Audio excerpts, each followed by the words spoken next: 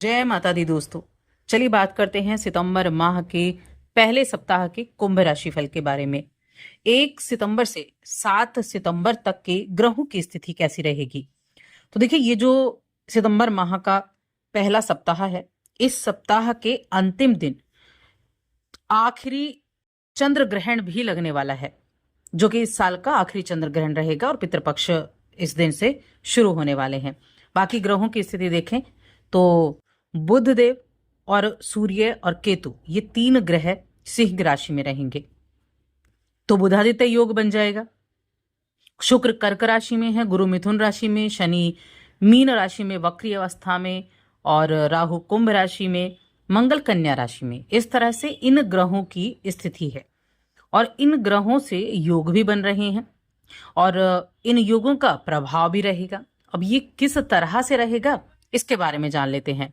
आगे बढ़ने से पहले छोटा सा निवेदन, चैनल पर पहली बार आए हैं, अभी तक चैनल को सब्सक्राइब नहीं किया है तो जरूर कर लें, और हमारा दूसरा चैनल एस्ट्रोलॉजी बाय अमृता, उसे भी आप सब्सक्राइब कर लें।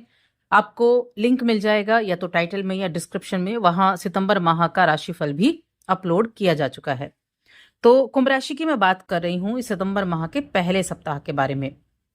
तो देखिए, ये जो सप्ताह है ना, ये आपके लिए कुछ मिले जुले प्रभाव लेकर आया है और कुछ बड़ा करने का भी संकेत आपके जीवन में देने वाला है।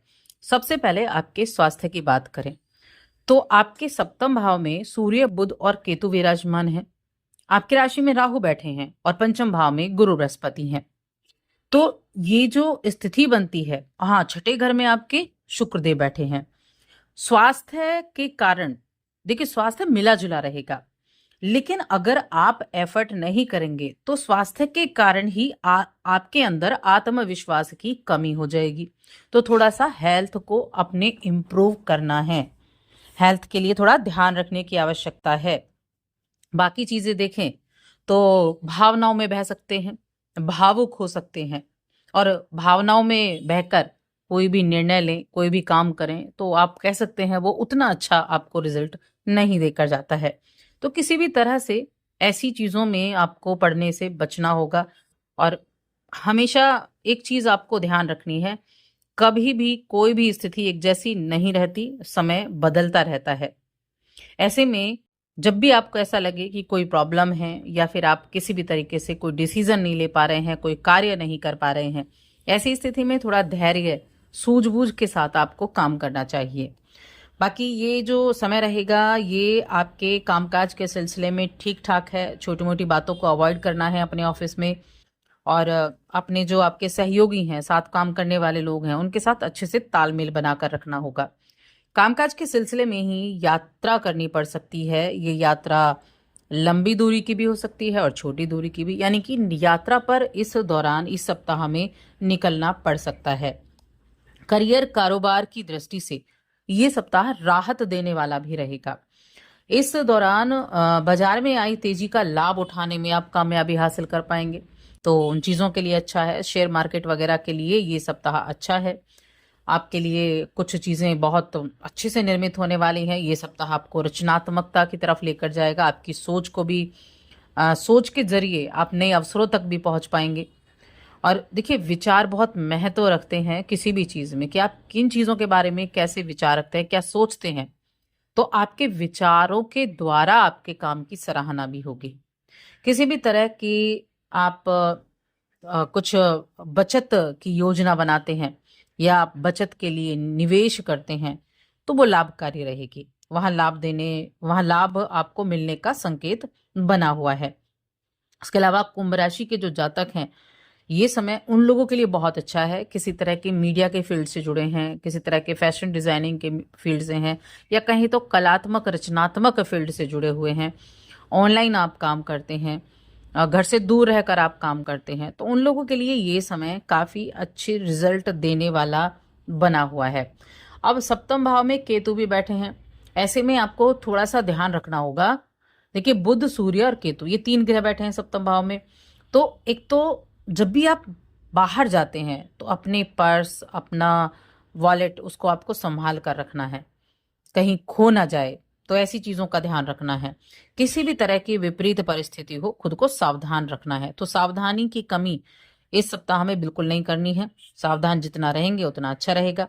और आपका जो वक्त है उसको अपने बच्चों के साथ, परिवार के लोगों के साथ भी बिताएं, क्योंकि ये जो है ना सबसे बड़ा मरहम है हर एक चीज को ठीक करने के लिए। तो उनके साथ वक्त बिताएंगे तो अच्छा रहेगा। और ये समय आपके परिवार के साथ खुशियां बांटने का भी है। खुशियों का स्रोत आपके घर के मेंबर्स ही हैं असल में, तो आप उनके साथ वक्त बिताएंगे तो अच्छा रहेगा। करियर को लेकर अगर किसी भी तरह की दुविधा मन में हो और आप उसकी वजह से अपने आप को एकाग्र नहीं कर पा रहे हैं, तो अपने मन को केंद्रित करने के लिए आपको थोड़ा ध्यान, योग, इसका सहारा जरूर लेना चाहिए। इससे पहले कि आपका मन डाइवर्ट हो और आप चीजों पर फोकस ना कर पाए, उन चीजों को थोड़ा सा अवॉइड करें, थोड़ा सा एकांत में बैठें, सोचें, मेडिटेशन करें। ये बहुत ज्यादा अच्छा रिजल्ट आपको दे सकता है। क्योंकि कई बार होता है मन और चीजों में लगा हुआ है, ऑफिस में भी काम करने का मन नहीं है, आलस आ रहा है, तो इस तरह की चीजें हो जाती हैं। तो ऐसी स्थिति में सबसे बेहतर उपाय यही होता है। जहां तक रिश्तों की बात है, तो कुंभ राशि के जातकों के लिए देखिए शुरुआती समय जो है वो अच्छा रहेगा। और लव लाइफ के लिए मैं कहूंगी ठीक ठाक है।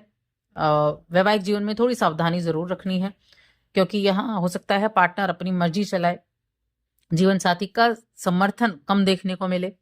देखिए केतु, सूर्य, मंगल 3 ग्रह बैठे हैं सप्तम भाव में, राहु भी देख रहे हैं सप्तम भाव को।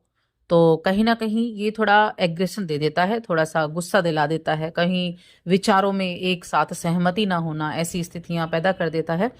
तो बाकी कोशिश ये रहती है, देखिए चंद्रमा की स्थिति जो है वो सप्ताह में मिले जुले प्रभाव आपको आपके वैवाहिक जीवन में देगी। और प्रेम जीवन में ठीक ठाक रहने वाला है, ऐसा कोई बहुत बड़ा इशू इस टाइम पीरियड में नहीं दिखाई दे रहा है। बिजनेस जो कर रहे हैं उनको एक चीज बहुत अच्छी इस सप्ताह में रहेगी कि आपको ना बड़े अच्छे मौके मिलेंगे अपने काम के जरिए पहचान बनाने के, अपनी प्रतिष्ठा को बढ़ाने के। और जब ऐसा मौका मिले तो उसका लाभ जरूर उठाना चाहिए। इसके अलावा जो व्यापारियों के लिए मध्य भाग है ना, वो काफी अच्छा है करियर में मजबूती करने के लिए। और जो आप एफर्ट कर रहे हैं, जो आप मेहनत कर रहे हैं अपने कामकाज में, उसमें आपको रिजल्ट भी मिलेंगे, उसमें आप अपनी स्थिति को मजबूत भी कर पाएंगे। अब स्टूडेंट्स की बात करें तो स्टूडेंट्स के लिए इस सप्ताह में किसी भी तरह से अपने मन को केंद्रित करना है आपको, क्योंकि ऐसा रह सकता है कि कोई आपको डिस्टर्ब ज्यादा करे तो उसका नकारात्मक प्रभाव आपकी शिक्षा पर पड़ेगा। तो कैसी भी परिस्थिति क्यों ना हो, बस आपको संभल कर रहना है, सीख लेनी है हर एक परिस्थिति से, आगे बढ़ना है, अपने स्वयं ही अपना मार्ग प्रशस्त करना है, तब जाकर आप कह सकते हैं। तो यहाँ एफर्ट करने की आवश्यकता होगी, उपाय जरूर करने हैं। और उपाय के तौर पर देखिए मैंने आपको बताया था चंद्र ग्रहण इस सप्ताह के अंतिम दिन 7 सितंबर को होगा, और इसी दिन से पितृपक्ष की शुरुआत भी हो रही है। अब ये जो चंद्र ग्रहण है ये पूर्णिमा के दिन होता है, तो इस चंद्र ग्रहण के दिन आप अपने कोई भी इष्ट मंत्र, आपका इष्ट देव का मंत्र हो, कोई आपने मंत्र लिया हुआ है, उसका जप आप इस दिन कर सकते हैं।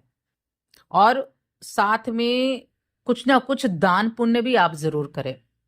अगर आप देखिए शनि की 7.5 चल रही है, तो दशरथ कृत नील स्तोत्र इसका पाठ आप प्रतिदिन करें, बहुत अच्छे रिजल्ट आपको देखने को मिलेंगे। जो भी परेशानियां चल रही हैं उनमें धीरे धीरे राहत देखने को मिलेगी, लेकिन आपको करना कंटिन्यू होगा। किसी भी वक्त आप कर सकते हैं, सुबह में, शाम में, तो जरूर करें इस कार्य को। और साथ ही चैनल को सब्सक्राइब कर लें।